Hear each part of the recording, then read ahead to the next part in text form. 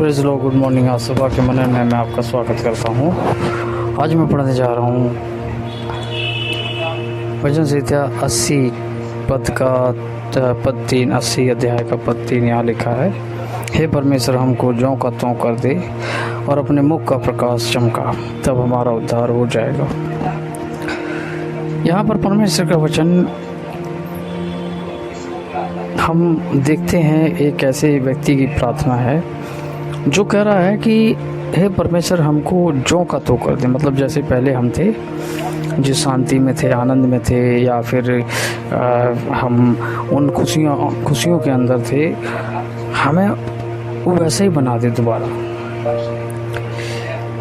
दरअसल यहाँ भजनकार लिखता है कि किस प्रकार से परमेश्वर के लोग बदवाई में जाने के बाद परमेश्वर को पुकारते हैं। बंधन में जब शैतान बंधन लाता है उनके जीवनों में, तो किस प्रकार से परमेश्वर को वो पुकारते हैं। मेरे जी, जो आप और हमारे जीवन में कुछ परिस्थितियां ऐसी हैं जिन्हें हम पसंद नहीं करते, अपने लाइफ में पसंद नहीं करते हैं, फिर भी हम उनमें होकर गुजर रहे हैं, उन समस्याओं को झेल रहे हैं। यहाँ तक कि हमें पसंद नहीं है, हम नहीं जाना चाहते उन समस्याओं के अंदर, लेकिन परमेश्वर का वचन जैसे कहता है, परमेश्वर हमको ज्यों का त्यों कर दे और अपने मुख का प्रकाश चमका, तब हमारा उद्धार हो जाएगा। मेरे अजीजों, ये बड़ी कठिन और जटिल बात होती है कि हम जब समस्या में हो, सर्कमस्टेंसेस में हो, या फिर हम ऐसी विपत्तियों के अंदर हों जहां उद्धार हमें दूर दूर तक दिखाई नहीं देता, लेकिन परमेश्वर अपने लोगों को बचाता है, अपने परमेश्वर लोगों की रक्षा करता है, हिफाजत करता है। यहाँ पर स्पष्ट लिखा हुआ है, परमेश्वर हमको ज्यों का त्यों कर दे। मेरे जी, जो मैं आज सुबह इस वचन पर जब मनन कर रहा था अपनी बाइबल के अंदर, इस अध्याय 80 के अंदर जब मैं अध्ययन कर रहा था, तब मैंने एक बात वहाँ पर नोटिस करी, और वो ये है कि भजनकार अपनी परिस्थितियों को, पुरानी परिस्थितियों को, अपने पुराने उन खुशी भरे, आनंद भरे दिनों को याद करता है।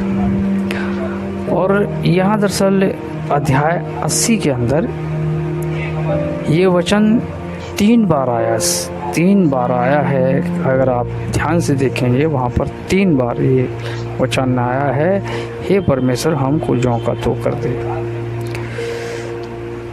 क्योंकि अन्य जातियाँ परेशान न करने पाएँ, अन्य जातियाँ ये नहीं पूछने पाएँ कि तुम्हारा परमेश्वर कहाँ है, तुम तो बहुत बड़ी बड़ी बातें करते हो।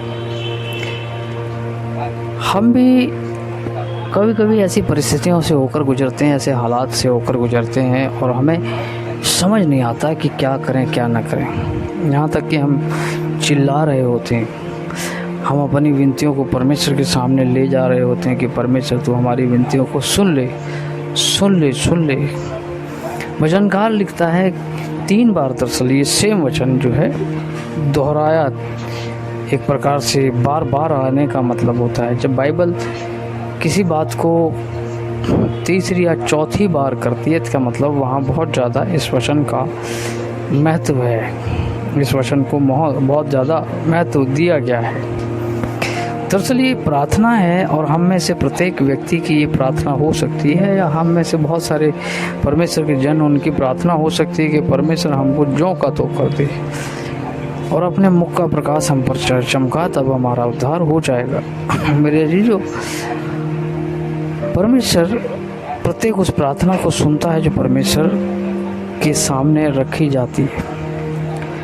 अब सवाल ये है कि प्रभु हमारी उस प्रार्थना को सुनेगा या न सुनेगा। मेरे जी, जो ये परमेश्वर के ऊपर छोड़ दीजिए कि वो परमेश्वर हमारी प्रार्थना सुनेगा या नहीं सुनेगा। आपको बस परमेश्वर के सामने निरंतर प्रार्थना करते रहना है, जैसे यीशु मसीह ने हमें सिखाया। लूका अध्याय 18 के अंदर वहाँ पर लिखा है कि निरंतर प्रार्थना करना चाहिए हमें परमेश्वर के सामने, या आप नहीं छोड़ना चाहिए, या आप कभी ना छोड़े मेरे जी, जो परमेश्वर आपको आशीष दे।